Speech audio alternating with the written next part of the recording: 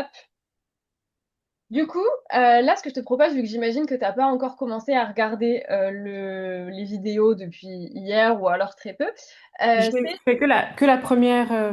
Ok, mais c'est normal. Et Ce j'ai que je te partagé les propose, autres. c'est de me partager là aujourd'hui, parce qu'en plus, on a vu ensemble en appel que tu avais pas mal de peur, pas mal de choses qui te freinaient à te lancer, de me partager tout ça et que je puisse te coacher tout simplement là-dessus. Ok. Qu'est-ce qui te freine aujourd'hui à te lancer? Qu'est-ce qui fait que tu t'es pas encore lancé, même si tu t'es beaucoup renseigné? La peur, la peur d'échouer, la peur de ne pas me sentir légitime, euh, Ok, la peur de, voilà, de pas, la peur aussi bah, de proposer quelque chose qui soit pas pertinent. Beaucoup de peur, ouais. Beaucoup de peur et puis pas savoir aussi par où commencer aussi. ok. Euh, la peur d'échouer, la peur de ne pas te sentir légitime, c'est deux peurs qui sont différentes. Ne pas savoir commencer, c'en est une autre, et ça, évidemment, ça te freine à commencer. Euh, la peur d'échouer, c'est Oui. quoi qui te fait peur? C'est quoi qui te bloque dans le fait de dire mince, je vais peut-être échouer? Je dirais, j'ai coupé la vidéo pour la Pour laiter. Euh, Dans la peur d'échouer, ce qui me fait vraiment peur, Ouais. bah, Il se passe quoi si t'échoues? c'est, euh, c'est de pas enfin pour ce que je vivrais comme un échec, c'est que ce soit pas, c'est que je propose quelque chose qui soit pas intéressant, qui soit pas comment, euh, qui serve pas à atteindre mes objectifs Ok. que je voudrais atteindre. Et puis et dans la peur de l'échec, il y a aussi bah, de faire le nécessaire, de travailler, etc. Puis qu'au final, bah, De ça faire marche. tous ces efforts pour rien. Voilà, c'est Ok. ça. Je vais juste me renoter les trois, comme ça je peux te répondre dans l'ordre. Tu m'as dit pas intéressant, pas atteindre Mhm. tes objectifs et faire ça pour rien. Ok. Et Euh, dans la peur, il y a aussi ce que oui, tu disais d'ailleurs dans l'une de tes vidéos, c'est aussi peur de passer pour un marchand de ok. tapis aussi, de se dire, voilà. Ok. Et tu m'avais dit tout à l'heure aussi la légitimité. Oui. Et comment faire. Ok. Ça fait pas mal de sujets à traiter, mais c'est cool. Le fait que ce soit pas intéressant, bah, en gros, ça serait que les gens soient pas intéressés par ce que tu fais, c'est Mhm. ça? Oui, c'est ça. L'idée, c'est de proposer quelque chose, et c'est le but de ce que tu vas faire aussi pendant les 2 semaines. Et c'est le but quand on fait un business, c'est de trouver quelque chose qui, de toute façon, va répondre à un besoin. Ok? Tu vas pas aller valider une offre, essayer de la vendre si on n'a pas validé que ça répondait à un besoin et à une problématique. Et ça, tu Mhm. verras, c'est assez facile, pardon, à définir, de savoir si oui ou non ce qu'on va proposer répond à une problématique. Tu vas voir vraiment en suivant la recette de cuisine que je vous propose pour trouver votre offre dans la formation. euh, enfin, l'idée, c'est de construire ça autour de quelque chose où tu sais que ça va être douloureux, urgent et conscient à résoudre pour les personnes. Donc, forcément, ça peut, ça peut forcément intéresser, sinon tu construis pas une offre autour de ça. Est-ce que Oui. déjà ce point-là, il est clair? Oui, oui, oui, Ok. oui, il est complètement clair. Je sais que j'ai bien compris qu'il fallait voilà, répondre à un besoin. Ouais, Je l'ai très, très bien compris. ok. Mais j'ai toujours cette petite voix qui me dit que les besoins changent, évoluent rapidement. Donc, donc Ok. peut-être que ça joue aussi sur mon mindset, je sais pas. Et ça sera. Alors, oui, les besoins changent, mais l'idée, c'est aussi de trouver quelque chose qui, grosso modo, sera toujours plus ou moins un problème.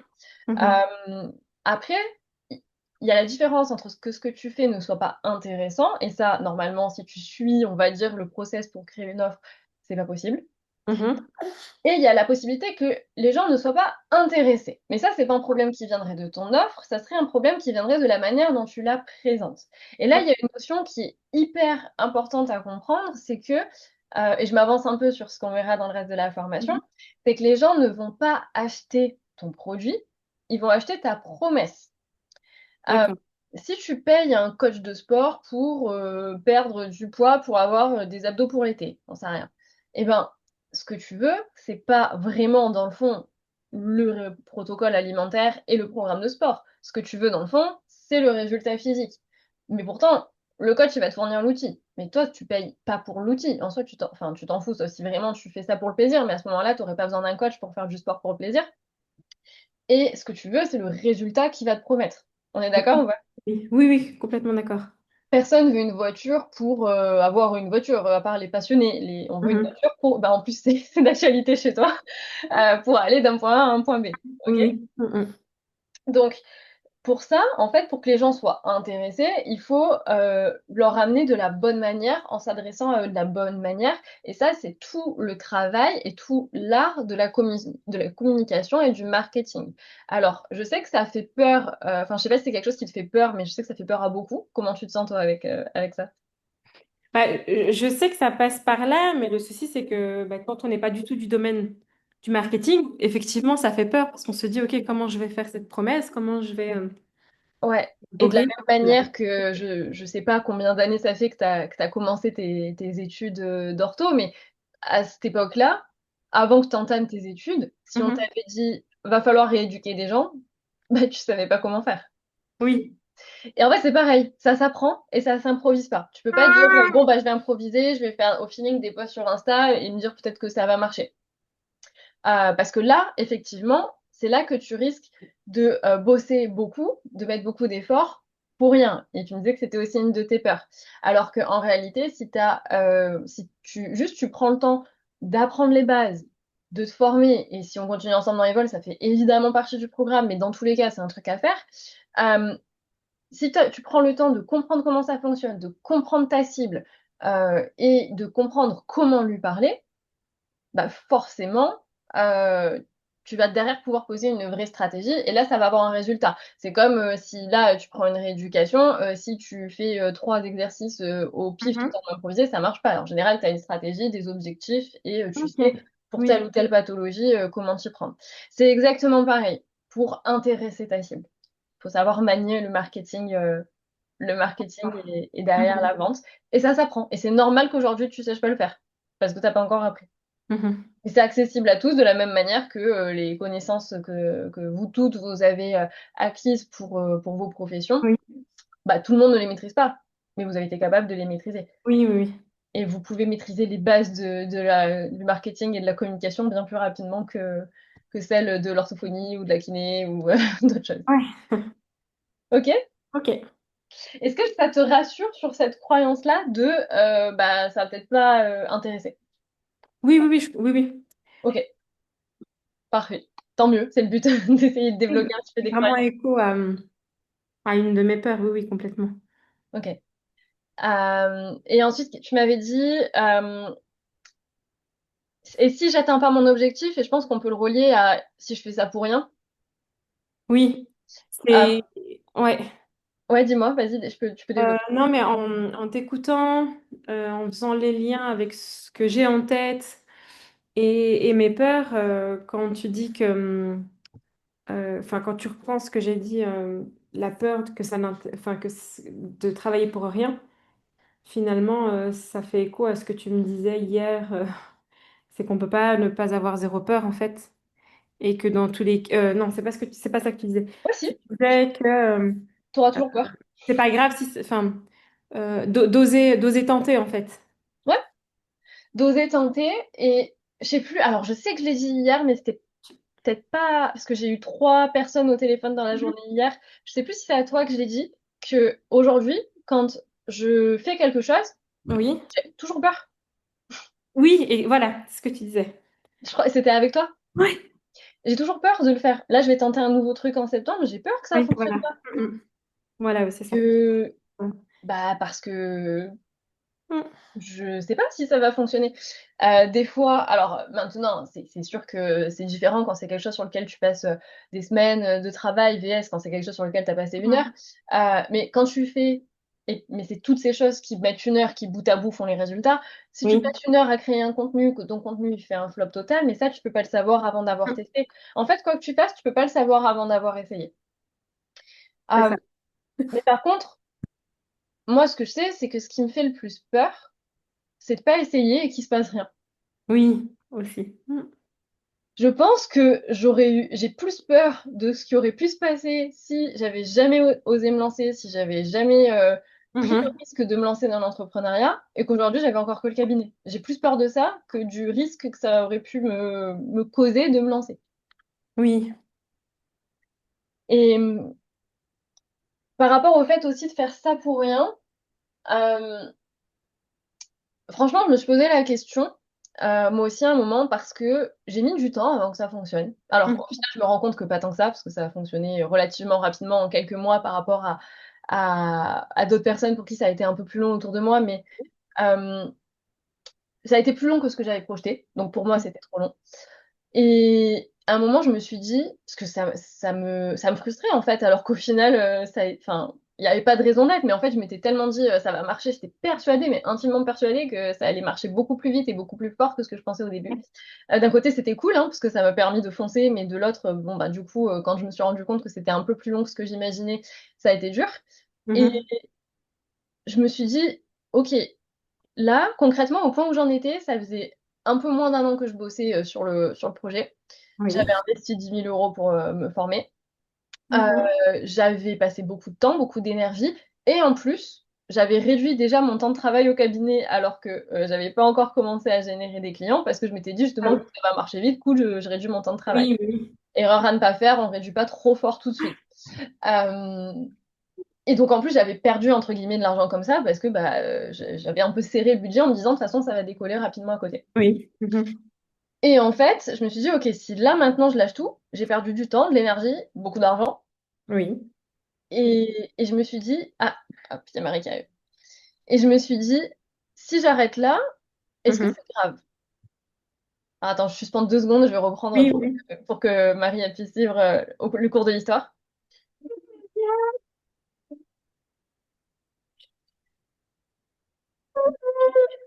Hello Marie, j'espère que tu m'entends. Je suis en plein, on est en plein en train de parler des croyances et des peurs avec Ilham. Et du coup, j'étais sur une petite histoire. J'attendais que tu finisses de te connecter pour que tu puisses rattraper les wagons en route. Est-ce que tu m'entends?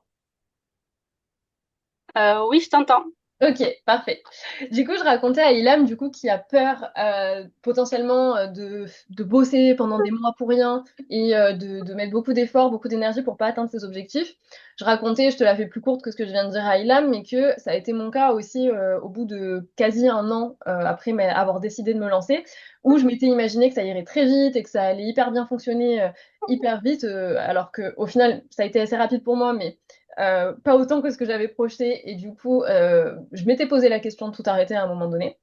Et ce jour-là, je me suis dit, ok, si j'arrête maintenant, j'ai perdu énormément de temps, énormément d'énergie, de l'argent aussi, parce que j'avais réduit mon temps de travail au cabinet et que j'avais déjà investi 10 000 € sur moi pour me former et pour me lancer. Plus, j'avais payé les démarches de création de société et tout, donc au final, même un peu plus que ça. Et je me suis dit, ok, si j'arrête là, est-ce que j'ai vraiment perdu tout ça? Et au final, je me suis rendu compte que certes, si j'arrêtais, que je retournais au cabinet, bon, au final, vous connaissez la suite, c'est pas ce qui s'est passé parce que j'ai choisi de continuer et juste en continuant, au final, un tout petit peu plus, la sortie était juste derrière. Euh, En fait, je me suis rendu compte que même si j'arrêtais à ce moment-là, j'aurais pas tout perdu parce Mhm. que j'ai tellement appris sur le chemin en termes de compétences qui peuvent toujours être réutilisables d'ailleurs dans autre chose, en termes humains aussi parce que ça m'a fait énormément travailler sur moi, sur mes pensées, sur mes croyances limitantes, sur mon mindset, sur ma résilience, sur plein de choses. Et aussi parce que bah, sur le chemin, ça c'est le petit bonus auquel je m'attendais pas, mais qui aujourd'hui compte énormément dans ma vie, j'ai rencontré des personnes qui aujourd'hui sont devenues des amis et qui me tirent vers le haut, ce qui est quand même extrêmement important quand on fait ce genre de métier. Et même si c'est pas ce que j'étais venue chercher au départ, c'est ce qui a aujourd'hui la plus grosse valeur ajoutée dans ma vie, je pense. Et en fait, à ce moment-là, je me suis dit, ok, bon, en soi, si je m'arrêtais là, certes, j'aurais pas le retour sur investissement financier escompté, mais le retour sur investissement émotionnel il y est. Un peu comme si j'avais payé un beau voyage avec bah, qui m'aurait fait évoluer humainement. Donc, je pense que tu as Ilham par rapport au fait de dire si j'y vais et que j'y arrive pas et que j'échoue. Oui. En fait, déjà, je pense que le seul moyen d'échouer, c'est d'abandonner, parce que là, comme je te le disais, j'aurais pu, hein, ce jour-là où je me posais toutes ces questions-là, lâcher le bateau. Euh, Oui. Effectivement, j'aurais échoué. Bon, au final, j'ai continué juste 2 semaines de plus et les premiers clients sont tombés, tu vois. Donc, au final, j'étais vraiment pas loin du bout du tunnel. Euh, donc, tu as le choix soit de te dire, j'ai peur de pas y arriver, du coup, j'y vais pas. Ou de te dire, j'y vais et on verra. Et de toute façon, ça peut que me faire évoluer et me faire grandir sur le chemin, me faire Oui. acquérir aussi des compétences que je pourrais réutiliser dans autre chose. J'ai des personnes qui sont jamais allées au bout de leur business, mais à eux, mais qui ont appris des compétences qu'aujourd'hui, par exemple, ils vendent à d'autres entrepreneurs et qui leur permet quand même de travailler en ligne, en parallèle d'autres choses, en complément de revenus, ou voire en profession totale. Et qui auraient jamais eu ces opportunités-là Oui, s'ils avaient complètement lâché l'affaire et qu'ils s'étaient pas lancés. Donc, je pense que ça peut que te faire, dans tous les cas, évoluer et que de toute façon, le seul moyen de pas aller au bout de ton projet, c'est de le décider. oui. Et si tu le décides, tu auras quand même gagné quelque chose. Voilà. Qu'est-ce que t'en penses? Oui, oui, je suis d'accord. Ok? Est-ce que ça te rassure sur cette peur-là? Ah oui, oui, complètement. C'est vraiment ce qui me bloque. Donc, non, non, ça fait beaucoup écho chez moi. Et tu penses que ça peut te débloquer? Enfin, que ça te débloque là, le fait de te dire, ok, au pire, c'est quoi qui te fait le plus peur en fait entre te dire, je reste comme ça, ou je prends le risque que peut-être, ouais, je galère un peu et que je me pose la question un jour de est-ce que je continue ou pas? Non, ce qui me fait le plus peur, c'est de pas, c'est de rester comme ça dans l'inaction et puis de me dire, ok, j'ai pas tenté, donc je sais pas, je peux pas savoir en fait si réellement j'aurais échoué ou pas. Et je pense que c'est des choses que j'ai besoin d'entendre, Ok. tu vois. Ted. Euh, Parce que quand on est seul avec nos peurs. Et Ouais, là, le fait que ça fasse écho chez moi, ouais, ça me rassure. Je me dis, ok, je suis pas la seule à passer par là. pas du Et tout. c'est quand même rassurant, quoi. Pas du tout. Marie, est-ce que ça te parle? Ah oui, oui, ben, cette peur-là, je pense qu'elle est un peu commune à un peu tout le monde, surtout là où, en tout début, entre guillemets, où on est en phase où on réfléchit, où on se pose beaucoup de questions. Ouais, Donc, complètement. il y a cette peur d'échouer, cette peur de pas se sentir à la hauteur. Ouais. Bah, ça tombe bien De... que tu soulèves ça parce que c'était aussi une des peurs d'Ilham. D'ailleurs, enfin, si c'est OK pour toi, Marie, d'allumer la cam, ça sera plus sympa. Ilham l'a coupée parce qu'elle était en train d'allaiter son bébé. Mais si tu veux allumer la cam, ça sera peut-être plus sympa si je peux te voir en même temps. C'est gentil. Je me sens moins seule. Eh ben, Ilham est de Ça retour. aussi, si jamais je donne la purée à bébé pendant que OK. je vous écoute. Donc, si jamais vous ne me voyez plus, c'est normal. Ah, voilà, je me sens. C'est plus vivant là d'un coup de voir vos sourires quand même. Oui, oui, oui, oui. Donc, ouais, toi, c'est aussi la peur de la légitimité de pas être à la hauteur, c'est ça? Mm. Ok. C'est même ma peur principale par rapport Ok. à... À la hauteur par rapport à tes potentiels clients, c'est ça? Ouais, et puis tout, savoir est-ce que j'aurai les épaules pour me lancer là-dedans et être capable, ben, dans un premier temps, ben, potentiellement de gérer, entre guillemets, deux activités avant de rester que sur une. Ou, enfin, Mm. ça demande, on sait, de l'investissement, certes financier, mais aussi quand même euh, énergétique et au niveau du temps aussi, ça demande aussi beaucoup de temps. Ouais. Et en plus de ça, je sais pas, je me dis, est-ce que je vais être capable en fait de tout gérer sur le plan déjà du timing et sur le plan cognitif, quoi. Si je vais pas finir par me perdre et exploser dans le cheminement, quoi. Ouais. Je pense qu'il y a un point important par rapport à ça, qui est déjà d'y aller progressivement et de prioriser. Je m'explique. Euh, Effectivement, au début, tu vas avoir ton cabinet plus le lancement d'un business. Euh, Effectivement, plus tu as de temps pour bosser sur ce que tu fais, plus ça peut aller vite et plus ça peut être productif, c'est sûr. Mais si tu passes ce temps-là, entre guillemets, à brasser de l'air, ça sert Mm. pas à grand-chose non plus. Ce qui est important quand tu as peu de temps, justement pour pas te cramer cognitivement, énergétiquement, temporellement, c'est d'avoir des priorités claires sur ce que tu dois faire. Ça, aujourd'hui, tu peux pas savoir quoi prioriser. Là, aujourd'hui, c'est juste comprendre comment ça fonctionne, trouver une idée, etc. Mais parce que tu n'as pas encore vu entrevu ce qu'il fallait faire ensuite pour vraiment passer à l'action. C'est peut-être quelque chose qu'on sera amené à voir ensemble un jour, je sais pas, ou que tu peux voir rapidement aussi dans la formation Evolve laquelle tu as accès. Mais en gros, c'est de te dire, OK, là maintenant j'ai peu de temps, c'est quoi le minimum vital que je dois faire prioritaire? Et même moi, c'est un truc que je m'applique encore aujourd'hui alors que je bosse à temps plein sur mon business. Enfin, c'est mon métier aujourd'hui, j'ai plus du tout de cabinet. Parce que j'ai beaucoup de choses à faire, parce que l'entreprise grossit, parce qu'il y a de plus en plus de choses à gérer à droite à gauche qui n'y sont pas au début. Et je suis obligée chaque semaine de me dire, OK, là je peux pas tout faire, c'est quoi la priorité? Et de te dire, c'est quoi la règle du 80-20? C'est quoi les 20% d'actions que je peux faire qui vont donner 80% de mes résultats? Mhm. Et pas l'inverse, parce que souvent il y a 80% de ce qu'on fait qui donne seulement 20% des résultats. Il faut essayer d'identifier ces tâches-là et les virer. Par exemple, un truc que tu vas devoir commencer à faire relativement rapidement, en fait, hein, une fois que tu as une idée d'offre, si tu as envie de commencer à communiquer, à te faire connaître pour ensuite pouvoir vendre, créer du contenu, par exemple, sur Instagram, par exemple. Une action pertinente, c'est réfléchir à comment je fais le meilleur texte possible, réfléchir à comment j'accroche l'attention pour que les gens aient envie de le regarder, passer 3 heures à faire une couverture pour que ça fasse joli dans ton feed, ça, c'est 80% de temps pour que dalle de résultats. Ok? Alors Mhm. que réfléchir à la meilleure phrase d'accroche possible, ça prend pas tant de temps que ça. Par contre, en termes de résultats et d'impact, c'est très important. C'est vraiment identifier quelles sont les actions et les priorités à laquelle réfléchir. Au début, tu vas forcément te disperser sur des trucs. Et au bout d'un moment, tu vas dire, OK, là, si je suis lucide, concrètement, est-ce que ça m'apporte vraiment de faire ça? Non, c'est pas la priorité. Je le vire, on verra plus tard. C'est quoi le plus important aujourd'hui? Grossièrement, au début, c'est générer de la visibilité. Une fois que tu as des gens qui commencent à te connaître, interagir avec eux. Une fois que tu as de l'interaction avec eux, vendre. Au début, c'est aussi simple que ça. Et identifier du coup les actions qui vont te permettre de faire ça. Donc, l'idée, c'est d'y aller progressivement et aussi d'accepter que, bah oui, au début, t'as pas beaucoup de temps à y consacrer. Euh, donc, ça peut pas aller aussi vite que si tu faisais des tâches hyper productives toute la semaine, forcément. Enfin, productives pour ton business, parce que t'as pas ce temps-là.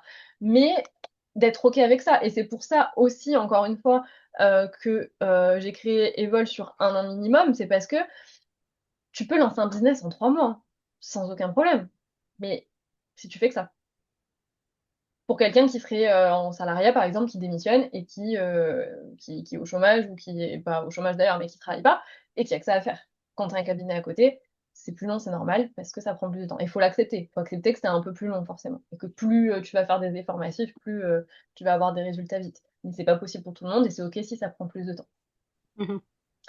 Après, en termes de stratégie par rapport au cabinet, au début, moi, ce que je conseille, c'est d'essayer de voir quand même s'il y a moyen soit de réagencer, soit de réduire un tout petit peu pour se libérer un peu de temps.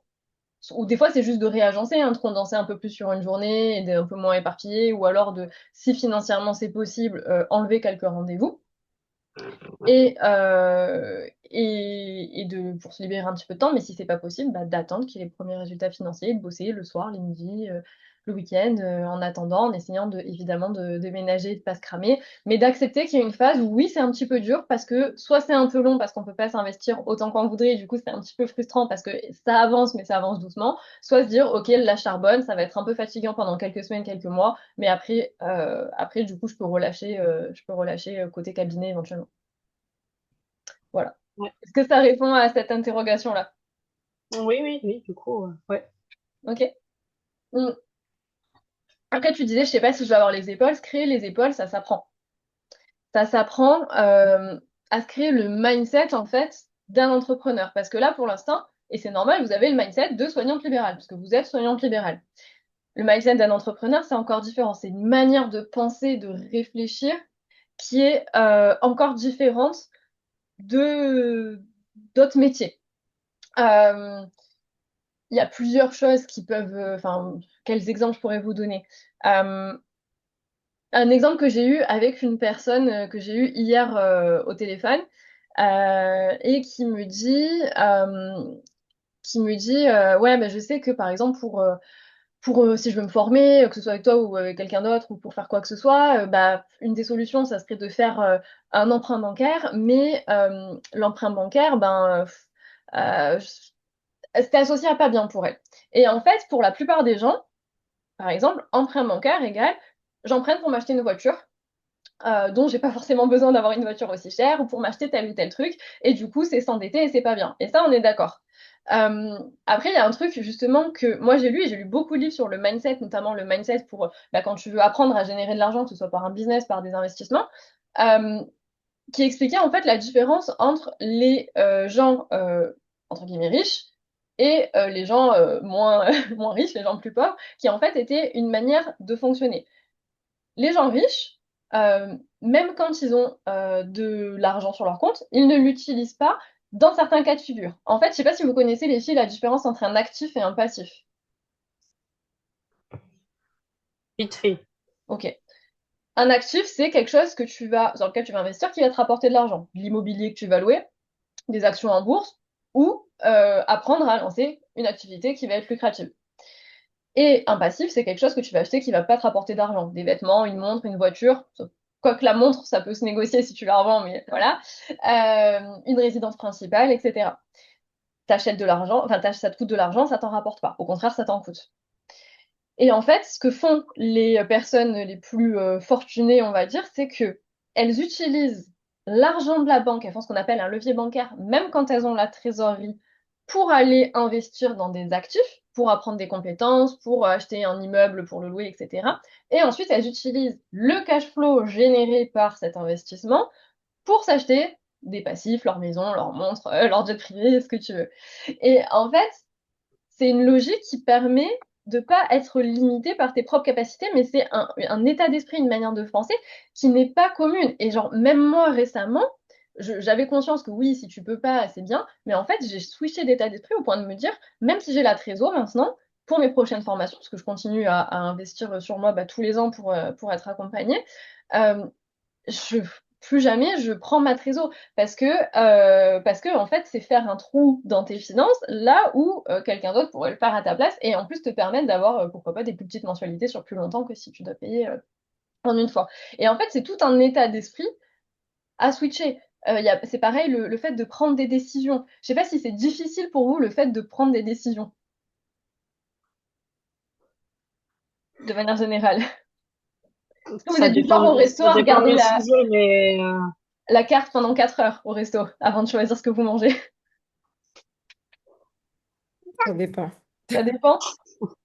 Un très bon exercice pour muscler son cerveau de mindset business, c'est de s'entraîner la prochaine fois que vous êtes au resto à choisir. Vous lisez toute la carte et vous faites OK, allez, c'est bon, je prends ça. Et vous passez pas 4 heures à relire le menu, à peser le pour et le contre.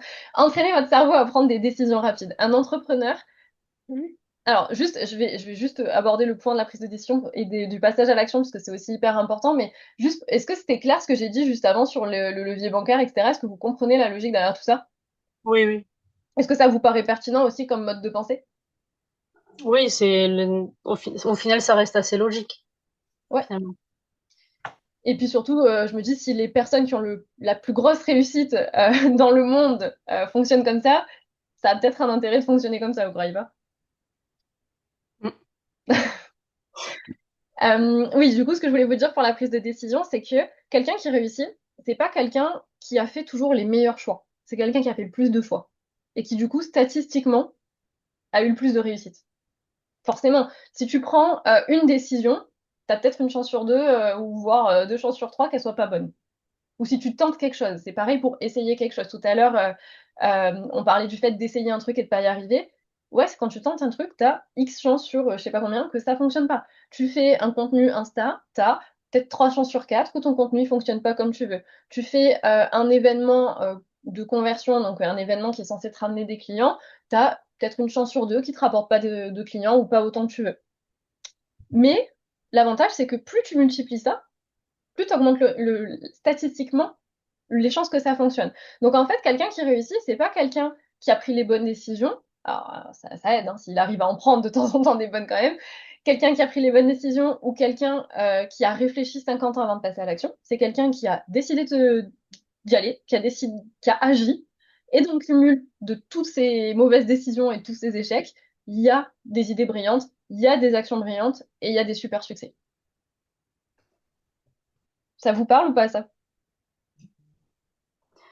Oui, le tout, c'est se lancer. Ouais. L'exemple que je vois vraiment au quotidien, c'est la création de contenu. On- Je vois des filles qui se disent, oh là là, je vais faire un contenu Insta, faut qu'il soit parfait, faut qu'il soit millimétré, faut que je rédige la description au poil près, il faut que la vidéo soit parfaite, que le montage soit parfait. Sauf que, en fait, déjà, ça le sera pas, parce que si c'est la première fois que tu fais un contenu, il sera forcément pas ouf, et c'est normal, en fait. C'est normal, c'est juste normal. Moi, quand je vois aujourd'hui ce que produisent les membres d'Evolve comme contenu pour leur premier contenu, si je compare avec ce que moi je faisais à l'époque quand j'ai commencé, je pense que ce qu'elles font, c'est 1000 fois mieux que moi. Et pourtant, elles se prennent la tête, elles se disent, est-ce que elles peuvent passer une semaine pour créer un contenu? Alors que bah, pendant ce temps, pendant tout le temps qu'elles ont passé à cogiter, à se dire est-ce que c'est bien, est-ce que je peux pas faire mieux, est-ce que je peux pas optimiser ça, si elles avaient passé tout ce temps-là et toute cette énergie-là, parce qu'on parlait d'optimiser son temps et son énergie tout à l'heure, si elles avaient mis ce temps et cette énergie-là sur en faire plus, alors attention, la qualité est toujours préférable à la quantité, le but c'est pas de faire nimp en bâclant, mais juste dire, ok, c'est pas parfait, mais j'arrête de peaufiner pendant 4 heures, c'est bon, je vois ce que ça donne. Ben, en fait, c'est en postant le truc que tu te rends compte si oui ou non ça fonctionne ou pas, si oui ou non les gens interagissent, en regardant les statistiques, parce que ça s'apprend aussi d'analyser les statistiques, par exemple, d'un contenu Instagram, de dire, ok, est-ce que c'est mon accroche qui fonctionne pas? Est-ce que c'est l'appel à l'action que je fais à la fin qui fonctionne pas? Est-ce que c'est pas assez dynamique? C'est les statistiques qui vont parler. C'est pas le fait, toi, de réfléchir et de projeter des trucs et de t'imaginer des trucs alors t'en sais rien. C'est de tester, d'envoyer, de poster des trucs, de voir si ta cible va réagir, si le sujet y parle, si le format il est sympa, si les gens ils aiment tel ou tel truc. Et là, tu peux réessayer, par essai-erreur en fait. Et plus tu essaies, plus tu fais des erreurs, et plus du coup tu peux ajuster. Alors que si tu projettes tout toute seule dans ton coin, bah tu sais pas. Donc c'est vraiment la multiplication du passage à l'action qui va te permettre d'accumuler les apprentissages, les essais-erreurs, pour ensuite arriver à la formule qui marche. Et oui, au bout d'un moment, tu arrives à un point où ce que tu fais, tu t'assures un minimum de succès. Demain, je fais un réel, genre, c'est rien du tout si c'est un réel qui va faire 1 million de vues, peut-être un jour, et j'essaie de travailler. Enfin, moi, 1 million de vues, ça m'intéresse pas en tant que tel, parce qu'en fait, c'est plus important que tu aies des gens intéressés plutôt que tu touches n'importe qui, mais qu'il explose et qu'il me rapporte d'un coup 1000 abonnés, j'en sais rien. C'est le but. C'est le but que je trouve, que j'arrive à trouver cette recette-là. Je l'ai pas encore trouvé, mais par contre, aujourd'hui, je sais que j'ai la recette minimum qui va faire que je vais pas avoir 3 personnes qui le voient et qui m'apportent rien. Je sais que chacun de mes contenus va m'apporter quelque chose parce que je sais, parce que j'ai la recette. Aujourd'hui, je sais que si je fais un webinaire, c'est impossible qu'il y ait 0 inscrit, c'est impossible que j'ai 0 appel de vente à la fin, et c'est impossible que sur tous ces appels de vente, il n'y ait pas quelqu'un qui rentre parce que j'ai appris à assurer le minimum. Mais au début, les premiers, eh ben, j'avais quasiment pas d'inscrits, voire il y avait personne qui, sur les inscrits, il y avait personne qui venait. Ils prenaient peut-être pas d'appel, et sur les appels, s'il y en avait, peut-être que ça rentrait, peut-être que ça rentrait pas. Mais à force d'essayer de me planter, de mettre du budget pub éventuellement pour rien, de perdre du temps, de l'énergie, bah ouais, à force de, j'ai appris de mes erreurs et aujourd'hui, je peux dormir sur mes 2 oreilles tranquillement que si je décide de faire un webinaire dans 10 jours, la semaine d'après, je fais rentrer du chiffre d'affaires. Je sais pas combien, j'en sais rien. Si ça se trouve, j'ai pas encore trouvé la recette pour, à coup sûr, en faire un énorme succès monumental. Mais je sais que je vais en assurer le minimum. Et en fait, c'est petit à petit comme ça, à force d'accumuler des essais-erreurs, que au bout d'un moment, tu sais ce qui fonctionne et ce qui fonctionne pas, avec certitude et que tu peux le faire évoluer et l'améliorer jusqu'à en augmentant le niveau en fait tout simplement quoi. Donc pour ça, il faut essayer. Et plus tu fais, plus tu vas t'améliorer. Là, c'est peut-être un peu loin tout ce que je vous parle en termes de projection, d'avancement, mais est-ce que c'est des notions qui vous parlent? Ouais. Comment. Je vous laisse me faire. Alors, Laurie, je sais pas si tu nous entends, je t'ai vu arriver, je sais pas, pendant que j'étais en plein monologue. Tu nous entends? Oui, désolée, j'ai pas voulu couper du coup. Mais t'as bien fait. J'entends bien.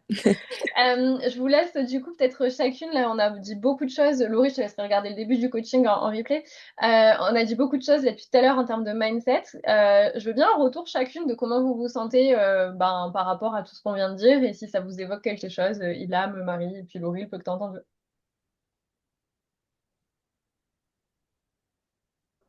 Mais après,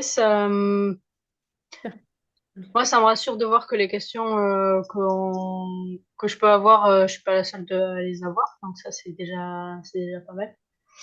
Et après, oui, c'est sûr que ça donne un petit coup de boost pour essayer de passer à l'action, comme tu dis, beaucoup d'appréhension, mais au fond, si on se lance pas et si on tente pas des choses, il y a rien qui vont évoluer et avancer derrière. Donc Exactement. ça donne un petit coup de pied aux fesses. C'était parfait. Et c'est exactement ce qu'on aime, les coups de pied aux fesses dans ce cas de figure. Et c'est exactement ce que je disais à Ilham juste avant que tu arrives, c'est que effectivement, t'es pas la seule à à te poser des questions. Et sache que la peur, elle disparaîtra jamais. Tu auras toujours peur quand je ferai des nouveaux trucs. Aujourd'hui, j'ai encore peur quand je fais des nouveaux trucs. Je vais tenter un nouveau format, un nouveau concept en septembre. Ouais, j'ai peur que ça fonctionne pas. Après, en fait, c'est juste que le degré de peur, il diminue petit à petit. Et ce qui me faisait hyper peur au début ne me fait plus peur maintenant parce qu'en fait, ta zone de confort, elle s'élargit au fil du temps. Sauf qu'au bout d'un moment, quand tu veux continuer à progresser, que ce soit progresser en termes de taille d'entreprise, de chiffre d'affaires ou même personnellement pour innover, etc., tu sors obligatoirement de ta zone de confort puisque bah, progresser, ça signifie faire ce que tu n'as pas encore fait. Mm. Ça signifie aller plus loin et ça fait toujours, toujours forcément peur parce que c'est l'inconnu et l'inconnu, ça fait forcément peur. Donc aujourd'hui, quand je fais des nouvelles choses, j'ai hyper peur. Mais l'idée, c'est pas de dire je le fais pas parce que j'ai peur, du coup, je sais pas, c'est j'ai peur. Moi, maintenant, ma philosophie, c'est presque j'ai peur, mais c'est que c'est ça qu'il faut que je fasse. Parce que du coup, c'est que c'est ça qui me sort de ma zone de confort. Un exemple, je pense que la fois où j'ai été la plus tétanisée cette année, c'est quand j'ai créé mon premier séminaire en présentiel pour les membres de l'accompagnement. Mais j'avais trop peur que ça leur plaise pas, j'avais trop peur qu'elles trouvent ça nul, qu'elles soient déplacées de l'autre bout de la France pour rien, que ce que je fasse c'est pas intéressant, qu'elles repartent en se disant ça leur a rien apporté, j'en sais rien. Elles ont adoré, mais j'avais trop peur. J'avais trop peur. J'étais comme ça pendant les jours avant le séminaire. Et j'ai eu de la chance, j'ai eu une équipe de ouf et qui était présente avec moi, qui sont aussi des amis. Et franchement, ce que je disais tout à l'heure, que ça m'a apporté aussi des amis, l'entrepreneuriat, qui sont hyper importants aujourd'hui pour moi. Et je leur disais, mais j'ai trop peur, je vais mourir, c'est pas possible. J'étais en pression comme pas possible. Mais je l'ai fait quand même. Et je suis trop contente de l'avoir fait, c'était génial. Et c'est ça qui te fait évoluer maintenant. Et qui les a fait évoluer, elles aussi, du coup, parce qu'en fait, ça leur a apporté beaucoup d'avoir toujours un présentiel. Mm. Donc, la peur, elle disparaîtra jamais. Au contraire, faut la suivre. Et par contre, ta façon de gérer la peur va évoluer dans le sens où aujourd'hui, quand j'ai peur, j'arrive à débrancher mon cerveau et y aller, quoi. Et c'est ça qui évolue. Mais la peur, elle s'en va pas. Donc, c'est avancer malgré la peur. Ilham, du coup, ça te parle tout ça? Oui, oui, oui, ça me parle complètement. Et, euh, et ouais. Et ça me parle beaucoup et je me dis qu'en fait, souvent, je me refuse de sortir de cette zone de confort. C'est normal. Et mm, donc, c'est ça. C'est un mécanisme de protection parce que notre cerveau, Mm, il nous déclenche la peur pour nous dire attention, danger. c'est ça. La peur, à la base, elle est là pour dire n'y va pas. T'as peur parce qu'il y a un serpent, la peur, elle est là pour te dire va pas mettre Oui. ta main sur le serpent.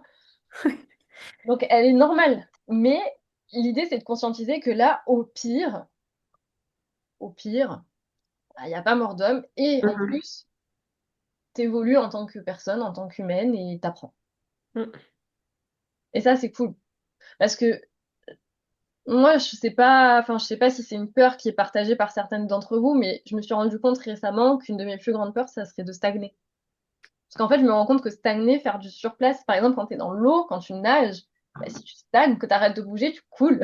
Et moi, ça me fait trop peur de stagner et d'arrêter d'avancer. C'est quelque chose vraiment Je me suis rendu compte que c'était enfin, la valeur croissance, parce que vous avez pour certaines commencé à travailler sur vos valeurs, la valeur croissance, moi, c'est ma valeur numéro 2. Le fait d'être en évolution permanente. C'est ça qui me stimule. C'est ça d'avoir du challenge, d'avoir de la nouveauté, de continuer à évoluer. Si c'est pas par le business, j'apprends des trucs. Pendant le confinement, j'étais en train d'apprendre le japonais. Enfin, voilà. Et je sais pas si c'est un truc que vous partagez. Dites-moi là si c'est quelque chose dans lequel vous reconnaissez le fait de toujours vouloir créer de nouvelles choses, avancer, évoluer. Ou je suis toute seule. Non, moi, perso, je m'ennuie assez facilement, donc pour moi, apprendre de nouvelles choses, c'est ce qui permet de ne pas s'ennuyer, justement. Il l'a amélioré aussi? Oui. Ouais, moi aussi, ouais. Mm. Et moi, j'ai tendance à avoir beaucoup la bougeotte. Je sais que La caméra aussi, oui, elle bouge. T'as désactivé le son. Et bon. De mes 18 ans à mes 27 ans, j'ai déménagé tous les ans. Donc, Ok. je Mm. pense que oui, j'ai vraiment, moi, besoin que ça bouge, que ça change. Là, je suis partie en vacances, je suis revenue, je me suis inscrite à Duolingo pour apprendre l'italien. Enfin, voilà, j'ai tout le Ouais. temps besoin d'apprendre plein de choses, quoi. Mm. Ah, voilà. Moi, c'était le japonais pendant le confinement. Toi, c'est Duolingo, ça veut dire Voilà. l'italien. Ok. Donc, ouais. Là, en fait, je sais que ça fait peur, mais la vraie question, et ce qu'on disait tout à l'heure, les filles, c'est qu'est-ce qui vous fait le plus peur, en fait, entre qu'il n'y a rien qui bouge et oui, prendre toutes ces choses-là qui, oui, vous font peur parce que c'est des grosses sorties de zone de confort. Je vais pas vous dire le contraire, c'est des grosses sorties de zone de confort. Et en fait, ce qui fait que il y a des personnes qui y arrivent et des personnes qui n'y arrivent pas, les Mm. personnes qui arrivent, c'est juste que elles ont continué à accepter de sortir de leur zone de confort. Les personnes qui n'y arrivent pas, c'est celles qui se disent, oula, ouais, non, mais là, c'est trop, je peux pas, voilà, c'est trop pour moi, je le fais pas alors qu'elles savent ce qu'elles doivent faire. Et la plupart du temps, le blocage, il est là.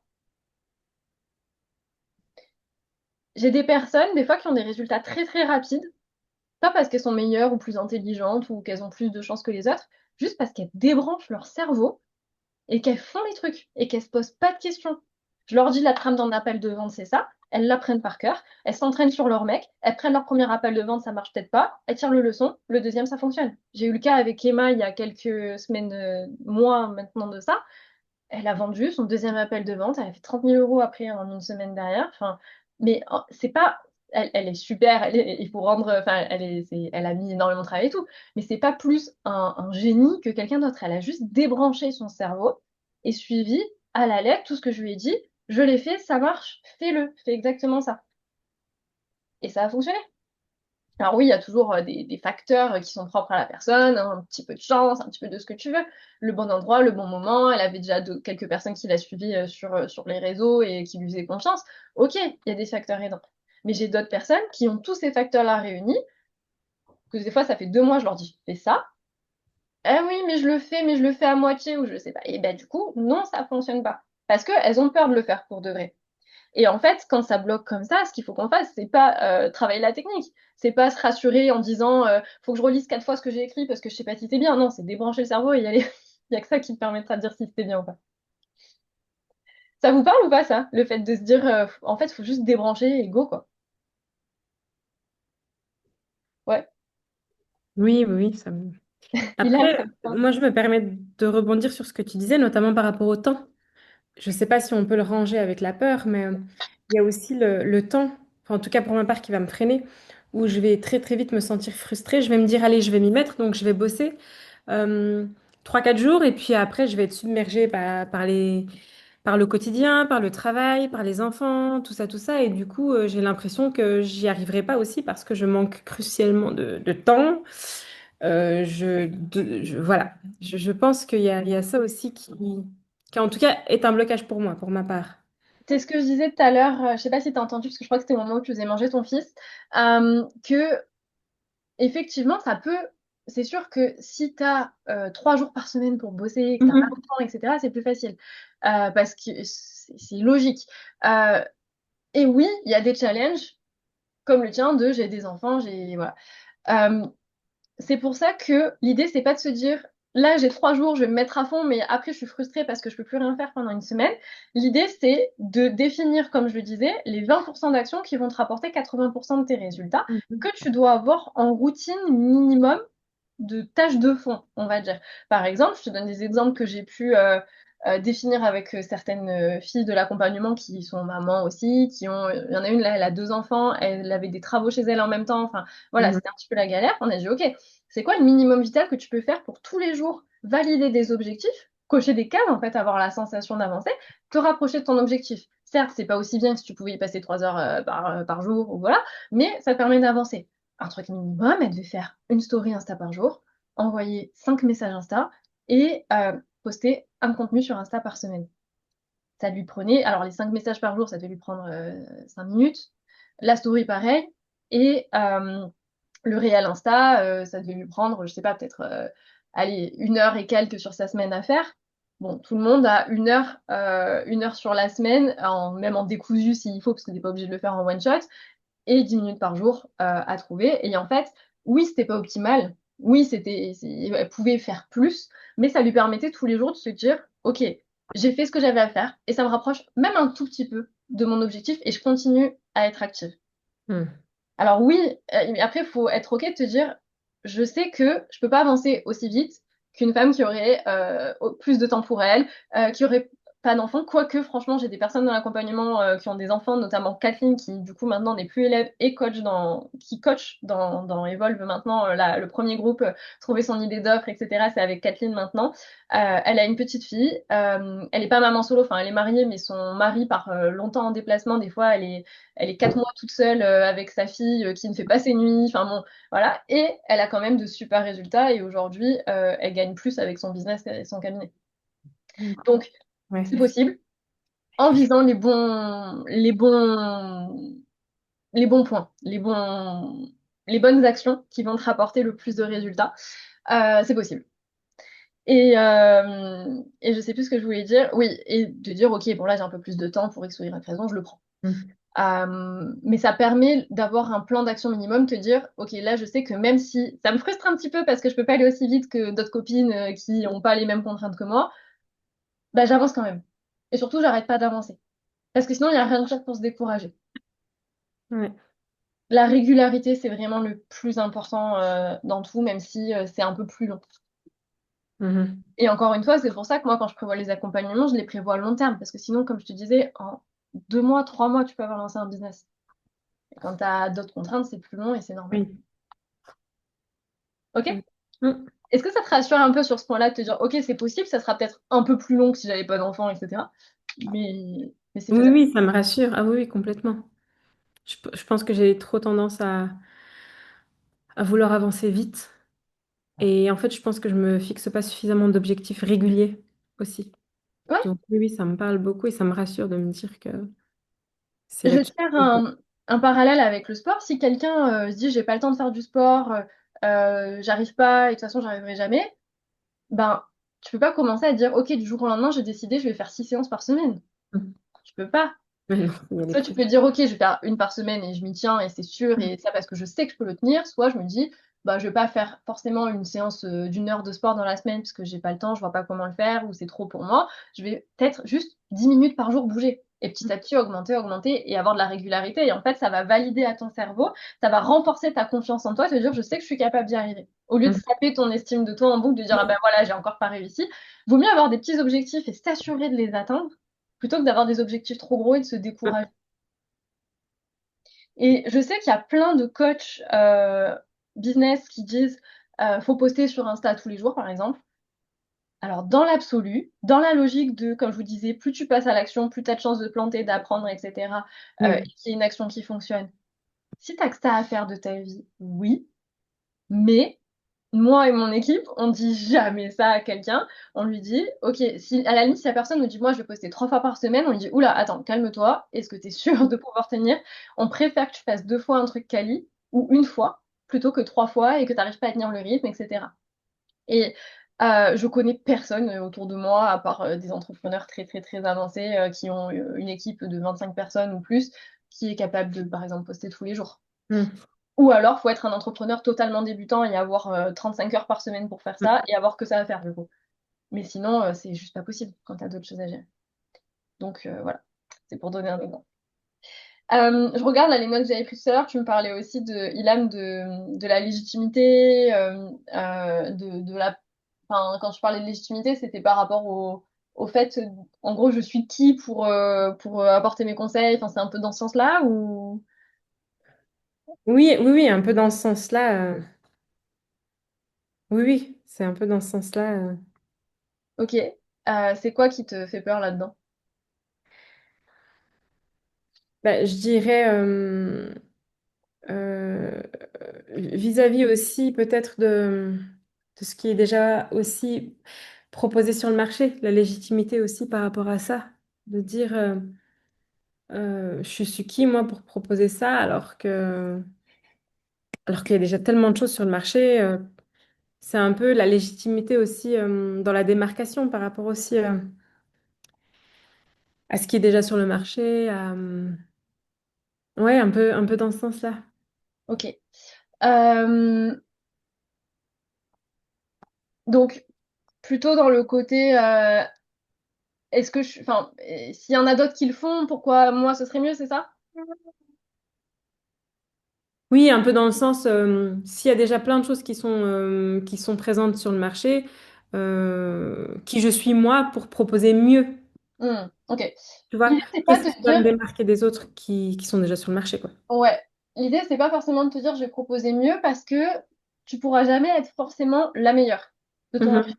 Parce que, alors déjà, il faut savoir qu'il existe des offres surtout maintenant. Donc, tu peux pas faire un. Enfin, Ouais, c'est difficile j'ai de faire dit. un truc full unique. L'idée, c'est pas de te dire comment je fais mieux parce que, bah, entre guillemets, tu peux pas être la meilleure. Enfin, Mhm. tu sais pas, Oui, oui. enfin, c'est trop dur d'être le meilleur. Euh, Et j'ai dit mieux, j'aurais peut-être dû utiliser le mot parfait. C'est vrai qu'un de mes gros soucis, c'est le perfectionnisme. Et j'ai toujours tendance à vouloir que tout soit parfait pour pouvoir faire les choses, en fait. mm, L'exemple tout à l'heure que tu prenais du sport, ouais. euh, je vais être le genre de personne à me dire, allez, je me remets au sport, je vais faire mes 4 séances par semaine. Puis en fait, après, je vais pas suivre le rythme, mais parce que je veux tout de suite que ce soit parfait. mm. Alors que, en fait, l'idée, c'est juste de baisser tes standards et tes Mhm. exigences vis-à-vis de toi-même Mhm. pour cocher les cases. Et ça sera jamais parfait, ton offre, elle sera jamais parfaite. Et même quand tu t'attacheras à faire un truc parfait, vu que toi, tu seras en apprentissage constant Mhm. et que tu seras en évolution constante, tu auras envie de revenir sur ce que tu viens de faire. Un exemple tout bête, là, j'ai créé récemment Rise, qui est la suite des vols pour les personnes qui ont déjà quelques clients et qui veulent passer de j'ai quelques clients à je peux fermer définitivement mon cabinet. J'ai intégralement tourné, créé la formation au mois de juin. Je l'ai sortie, je crois, le 30 juin, un truc comme ça. Donc, il y a à peine plus d'un mois. J'ai enchaîné, je suis partie à Bali, alors j'ai fait un voyage à Bali et j'avais aussi un séminaire business là-bas, c'est pour ça initialement que j'y allais. J'ai fait mes 3 jours de séminaire. Pendant le séminaire, je me disais, oh là là, j'ai envie de refaire Rise parce que je suis tellement en train d'apprendre des choses et d'évoluer qu'il y a des choses que j'ai dites il y a un mois, j'ai déjà envie de revenir dessus parce que je me dis que ça pourrait être encore mieux. Le fait est que tu peux pas retourner une formation intégrale tous les mois, c'est pas viable. Mais surtout quand je suis en train de refaire complètement Evolve aussi pour justement l'améliorer parce que là, pour le coup, Evolve, je l'ai fait il y a les vidéos que vous avez, là, je les ai faites début 2024. Donc là, pour le coup, je vais faire une grosse mise à jour de tout et surtout simplifier beaucoup la structure pour que ce soit beaucoup plus efficace. Donc ça va être vraiment amélioré dans les prochaines semaines. Mais, euh, mais là, je peux pas refaire décemment une formation que j'ai tournée au mois de juin. Et du coup, ça sera jamais parfait. Mais c'est pas grave parce que c'est déjà très bien. Et faut te dire que là, je te donnais l'exemple par rapport à la formation. C'est pas parfait pour la moi d'aujourd'hui. Ça a été fait c'était parfait, quasi parfait, parce que rien n'est parfait, mais j'ai essayé de le faire le plus parfait possible aux yeux de la moi d'il y a un mois et demi. Mais la moi d'il y a un mois et demi, elle a déjà beaucoup à apporter aux filles qui correspondent à la moi d'il y a 2 ans. Mm. Tu comprends? Oui, oui, Et oui. en fait, pour aider quelqu'un qui est au point A à passer au point B, t'as pas besoin d'être au point Z, t'as juste besoin d'être au point C ou D. Mhm. Je ne connais pas tes talents de cuisinière, t'es peut-être pas Philippe Etchebest, ok, justement, mais pour apprendre à ton fils à faire un gâteau au chocolat, t'as pas besoin d'être Philippe Etchebest. T'as juste besoin d'avoir tes talents actuels de cuisinière, de je sais, j'imagine à peu près faire à manger, faire certaines choses. Tu comprends la logique? Oui, oui, oui. Ah, oui, oui, complètement. T'as pas besoin d'être la meilleure, t'as pas besoin que ce soit parfait, t'as pas besoin d'être l'expert de ton marché pour aider des gens qui sont moins Mhm. avancés que toi. Je vous donne des conseils aujourd'hui, je suis pas Elon Musk. Et Dieu merci d'ailleurs, mais, mais t'as pas besoin, voilà, que ce soit parfait pour aider des Oui. personnes qui sont moins avancées que toi. Et par rapport au fait de te démarquer de ce qui existe déjà, tu feras pas mieux. Et t'as pas besoin d'être parfaite, t'as juste besoin d'être toi. Parce qu'en fait, les gens, justement, aujourd'hui, il y a tellement de choses différentes que ils vont pas, ils vont t'acheter toi, en fait, pour ta différence par rapport aux autres. Euh, je sais plus laquelle d'entre vous m'a dit. Toi, je me suis dit que ça pouvait m'intéresser ce que tu fais parce que tu vas comprendre ce que je vis parce que tu étais soignante libérale. je me demande si c'est pas toi, Ilham, ou toi, Louis, Oui. qui m'a dit ça. C'est toi, Ilham. Mhm. Je sais que c'était hier, encore une fois, mais je sais plus qui. Désolée. Et tu m'as dit ça parce que des formations business, il y en a 150. Mm. Ce qui fait que tu t'es intéressé à ce que je faisais, c'est parce que, entre guillemets, c'était moi. Parce que ce que je mets en avant, moi, pour me démarquer, c'est le fait que je m'adresse aux soignants libéraux. Et ça, pour le coup, je suis la seule à le faire. Mais des formations business équivalentes à la mienne, Il y en a des milliers, enfin des beaucoup. centaines au moins. Donc, en fait, c'est ça qu'il va falloir que tu mettes en avant. C'est toi, alors ça peut être une différenciation professionnelle, mais ça peut être juste ta Mhm. personnalité. Et ce que tu as envie d'apporter, en fait. Te dire, OK, je veux apporter ça, mais personne ne l'apporte de cette manière-là, et moi, j'ai envie de l'apporter de cette manière-là. C'est pas forcément la meilleure, la plus parfaite, mais c'est ma manière. Et il y a des gens qui vont Oui. s'identifier à ta manière. Mm. OK? Ok. Et l'autre point que tu m'as soulevé, c'était la peur de passer pour un marchand de tapis avec la vente. C'est ça. Ouais. Euh, Ça s'apprend, en fait, à vendre sans être un marchand de tapis. Ce qu'il faut comprendre aussi, c'est que meilleur est ton marketing, moins tu as besoin de vendre. Si tu es très bon en vente, tant mieux. Mais meilleur ton marketing, moins tu as besoin d'être bon en vente. Moi, j'essaye d'apprendre aux personnes que j'accompagne à être bon dans les deux. Mais c'est plus facile de devenir bon en marketing. Et donc, en fait, le marketing, qu'est-ce que c'est? C'est en amont de la vente, Mhm. casser les peurs, casser les choses qui feraient que les personnes ne passeraient pas à l'action chez toi, les objections qu'elles pourraient avoir à travailler avec toi. C'est travailler tout ça pour leur permettre de, derrière, que leur seule question, ce soit en gros, bon, bah ok, combien ça coûte? Et que limite, même ça soit pas une question, tu vois. Mhm. Donc, Euh, si tu as fait tout ça de manière naturelle et fluide, et ça s'apprend encore une fois ce que je disais au début, et c'est normal aujourd'hui de pas savoir le faire parce que ça s'apprend, comme au début, avant de commencer tes études, bah, tu savais pas rééduquer quelqu'un, et c'est Oui. normal. Et bah, aujourd'hui, tu sais pas marketer, tu sais pas Mhm. communiquer parce que ça s'apprend.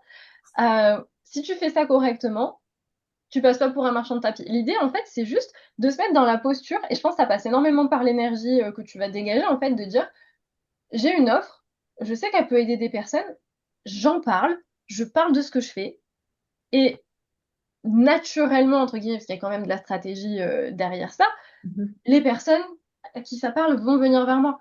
Et, Oui. et sans passer pour un marchand de tapis. Mm. OK? Ouais. Voilà. Est-ce que Ok. ça répond à ta peur là-dessus ou pas? Oui, oui, oui. Il y a une notion qui est importante par rapport à ça, c'est la notion de pression interne vs pression externe. La pression Mhm. externe, c'est regarde mon produit, regarde comme il est bien, achète, achète, achète. La pression interne, c'est la personne qui se dit waouh, ce qu'elle fait, ça a l'air vraiment trop bien. Faut Mhm. pas que je passe à côté de ça. Et c'est ça que tu veux créer Ouais. avec ton marketing et ta communication. Et là, tu passes pas pour un marchand de tapis, c'est la personne qui va dire ce que tu fais, ça Mhm. m'intéresse. Ok? Ouais. Les autres, est-ce que ça vous parle? Marie, Laurie, ça vous parle? Ouais, mais pour réagir du coup à ce que vous disiez là, j'en reviens un peu aussi à cette idée de pas ressembler à un marchand de tapis entre guillemets. Je trouve que, enfin, c'est peut-être une fausse croyance que j'ai, mais est-ce qu'il faut pas aussi avoir un certain bagou, avoir une certaine tchatch pour pouvoir mieux vendre ce qu'on propose? C'est vrai que c'était dans les croyances dont tu m'as parlé par message. Euh, Ça s'apprend aussi. Ça s'apprend aussi. Euh, Tu apprends à être à l'aise au fur et à mesure que tu deviens confiante en ce que tu fais et dans ce que tu proposes. Euh, Peut-être que là, ça vous donne l'impression que j'ai une forme de bagou, comme tu dis, et de tchatch, parce que bah, je suis à l'aise dans ce que je vous dis, et je le suis, je suis pas en train de fake que je suis à l'aise, je suis à l'aise dans tout ce que je vous dis depuis tout à l'heure. Je l'ai pas toujours été. C'est à force de, et de le faire au début, même quand j'étais hyper mal à l'aise, qui fait qu'au bout d'un moment, tu deviens à l'aise. Parce que au début, t'as pas confiance. Et ensuite, tu te dis, waouh, je l'ai fait, et les gens, ils m'ont suivi, ils m'ont écouté. Et de plus en plus, bah, ça fonctionne, mais au début, ça t'oblige à sortir de ta zone de confort. Et l'expression qui dit fake it until you make it, fais semblant jusqu'à ce que tu le fasses pour de vrai. Et au début, t'es à fond dans ça. T'es à fond dans ça. Et t'es tétanisé, quoi, quand au début, quand tu dois annoncer, enfin, quand tu dois parler de ton offre, quand tu dois parler de toi, de ce que tu fais. Mais au bout d'un moment, tu l'as fait tellement de fois, et tu sais que ça aide des gens, et tu sais que c'est bien accueilli, que ça vient tout seul. Et que ça paraît naturel. Pense peut-être à la première fois que tu as reçu un patient, toute seule, que ce soit peut-être en stage, du coup, avant de t'installer. Est-ce que tu étais à l'aise? Oui, non, forcément, non. Et aujourd'hui, recevoir un patient, c'est aussi naturel que de te laver les dents, j'imagine. Oui, oui, oui, oui, c'est sûr. Voilà, c'est aussi simple que ça. Et un truc, un truc que vous allez devoir apprendre aussi à maîtriser, par exemple, c'est la première fois que vous allez annoncer le tarif d'une offre. Bah, la première fois que j'ai dû annoncer le tarif de mon offre à quelqu'un, j'étais comme ça, j'osais à peine le dire, et puis je suis vite passée à la suite. Et pourtant, c'était une plus petite offre, beaucoup moins chère que celle que j'ai aujourd'hui avec Evol. C'était une offre à 2 000 euros. C'est déjà une somme. Mais j'étais comme ça. Aujourd'hui, j'ai aucun problème à annoncer des tarifs 4 fois supérieurs. Parce que, euh, parce que j'ai pris l'habitude de le faire. Mais au début, c'est pas naturel. Et c'est normal. Ouais, on en revient à ce qu'on disait, dépasser sa peur et sa zone de confort. Exactement. Et en fait, au bout d'un moment, ce qui n'était pas ta zone de confort le devient, tout simplement. Ok? Mm. Est-ce qu'il y a d'autres choses, enfin, est-ce que ça vous soulève des choses? Est-ce qu'il y a d'autres choses, des peurs, des croyances là comme ça qui vous viennent? Ou est-ce que vous avez l'impression là qu'on a fait le, je sais pas, le tour de vos peurs peut-être principales? Est-ce qu'il y en a d'autres? Dites-moi tout.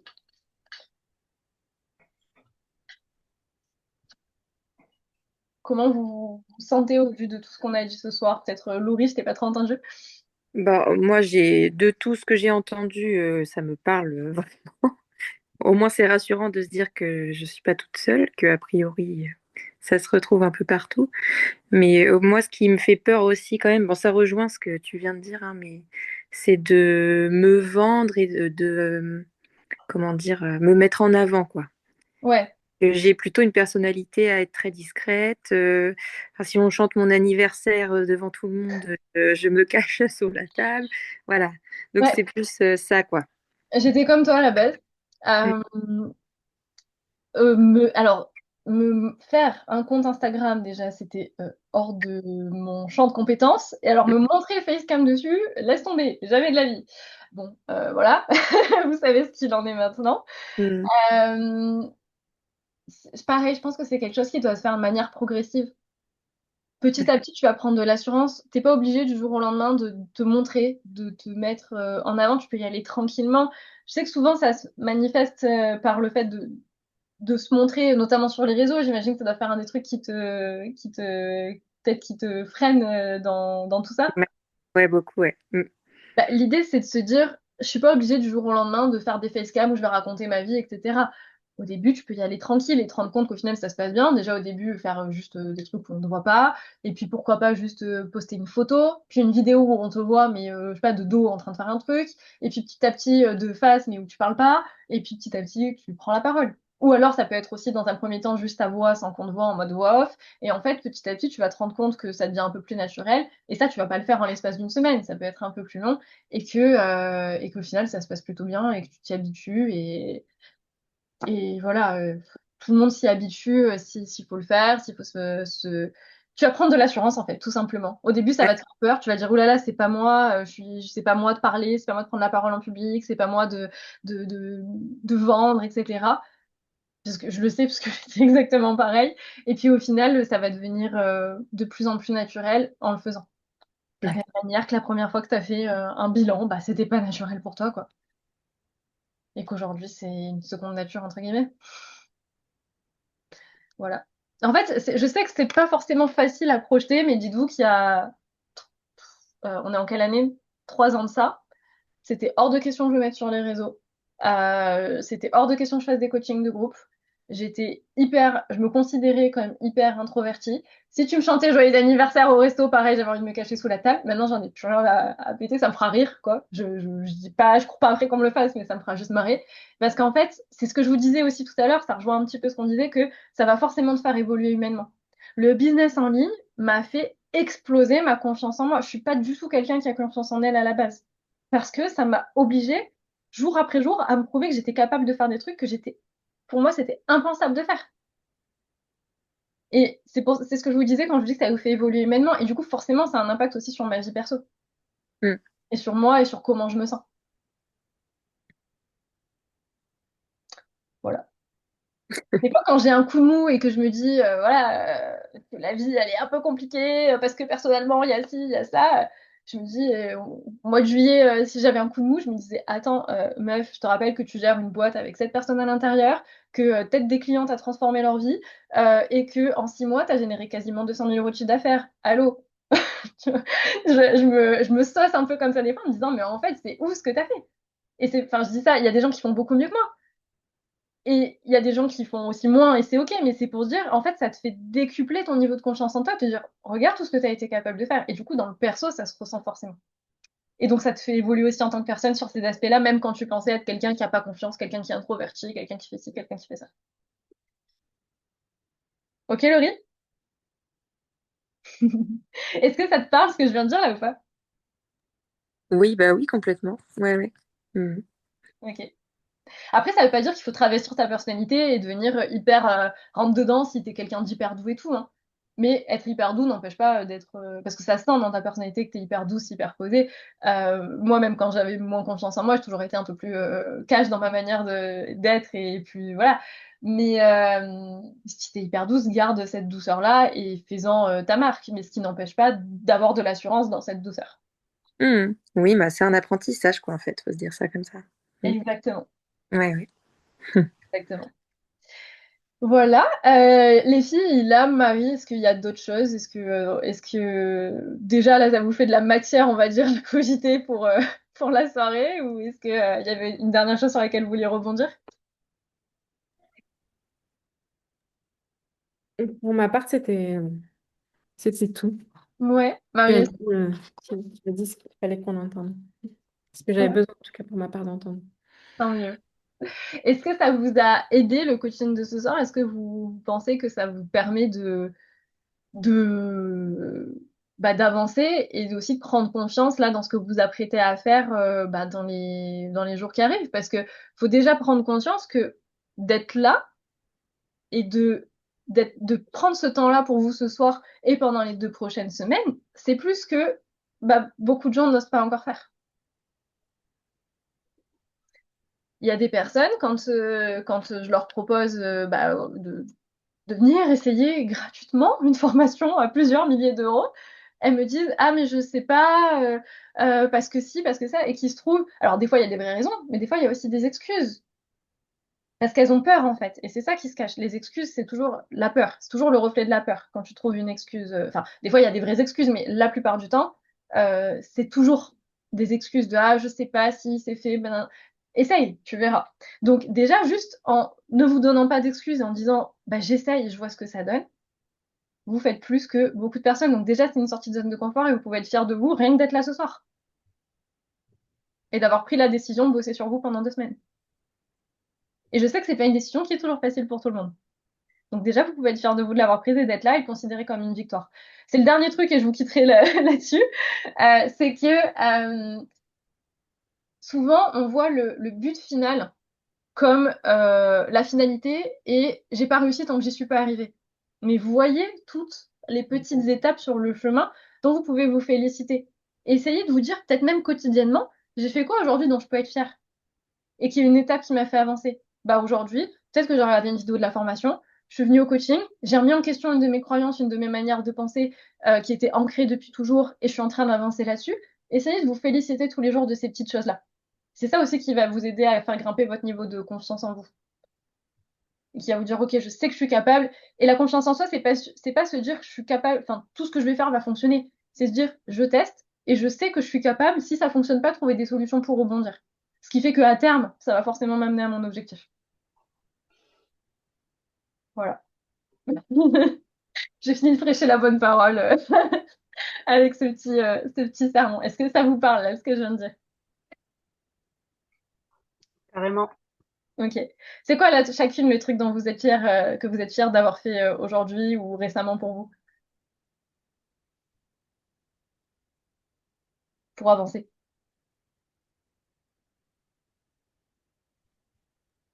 Ça peut Bah, juste. Ouais. moi, du coup, je suis fière d'avoir rejoint un peu le programme avec toi. Et puis, je suis contente de m'être connectée ce soir. En plus, c'est pas facile pour moi de parler devant du monde, même là, petit comité. Donc, je suis fière de moi d'avoir pris la parole comme ça Et ben, devant. félicitations, parce que si c'est pas quelque chose de confortable pour toi, c'est un premier pas vers ta sortie de zone de confort et bravo à toi. Merci. Ilham, Marie, c'est quoi votre fierté là? Moi, c'est d'avoir vu une ou deux vidéos du coup tout à l'heure, Ok. malgré le fait que j'étais pas dans un endroit hyper calé pour vraiment en profiter pleinement, donc il va falloir que je re-regarde, je pense, mais Les conditions n'étaient pas optimales, mais tu l'as fait quand même et ça t'a fait avancer un petit peu, quoi qu'il arrive. voilà. Donc, bravo. Et toi, Ilham? Moi, je dirais que c'est que je suis très fière d'avoir commencé la première vidéo et d'avoir osé me connecter avec bébé dans les pattes et dans mon état actuel, puisqu'il venait de me vomir dessus juste avant. Donc, vous le voyez pas, heureusement, mais je me dis que j'ai osé, en fait. Même s'il est à côté de moi et que j'ai dû lui donner à manger en même temps et d'écouter en même temps, je me dis que j'ai osé respecter mon timing, sinon j'aurais repoussé, et puis après, en fait, je m'en sors plus. Donc non, je suis fière de moi. Bah, bravo à toi et Finalement, ça s'est bien passé avec lui, donc. t'as géré malgré les contraintes. Et t'inquiète pas pour ton état. Là, je vous confesse que je sors après et que c'est pour ça que vous voyez à me prêter. Sinon, 19h en général, je sors de la douche et je suis démaquillée et je suis presque en pyjama, hein, d'habitude pour les coachings. Donc, vraiment, pas de complexe, venez comme vous êtes, hein. Ok? Bah écoutez, je pense que là déjà il y a pas mal de matière. Je pense même que ça peut être intéressant, pourquoi pas, de réécouter. Alors notamment pour celles qui sont arrivées en cours de route, mais même pour toi, Ilham, qui était là depuis le début, de réécouter certains points. Je pense à tête reposée, ça peut peut-être aussi sonner d'une manière différente. Donc même si vous êtes là, je vous encourage peut-être à regarder les replays de ce soir. Je pense que ça peut être intéressant. Et de toute façon, c'est des sujets qu'on aura à nouveau l'occasion d'aborder. Et donc, vous avez encore coaching mercredi prochain, mercredi d'après. Si jamais je vois que il y a besoin d'un coup de pied aux fesses supplémentaire, puisque tout à l'heure Marie parlait de coup de pied aux fesses, euh, on peut aussi se recaler une session comme celle-là, parce que je pense que les prochaines, on sera plus amené à parler de vos offres. Mais s'il y a encore besoin d'un coup de pied mindset, on pourra se le recaler peut-être entre deux sessions si c'est nécessaire. Ok. Ok? Les filles, je suis dispo sur le Slack si vous avez les moindres questions. J'espère que ça vous a plu ce soir, mais en tout cas, j'ai kiffé. J'ai kiffé. Pour vous dire, je vais me faire tuer parce que je suis à la bourre du coup. mais mais c'est pas grave. J'ai tellement kiffé vous expliquer tout ça et vous aider à dépasser vos blocages que je suis trop contente. Je suis trop contente d'être là et je suis trop contente que vous ayez fait ce pas-là. Donc bravo, bravo à vous. Et passez une excellente soirée. Et puis on se voit rapidement sur le Slack du coup. Ok. Bonne soirée, les filles. Oh, bonne Bonne soirée. soirée. Ciao, ciao.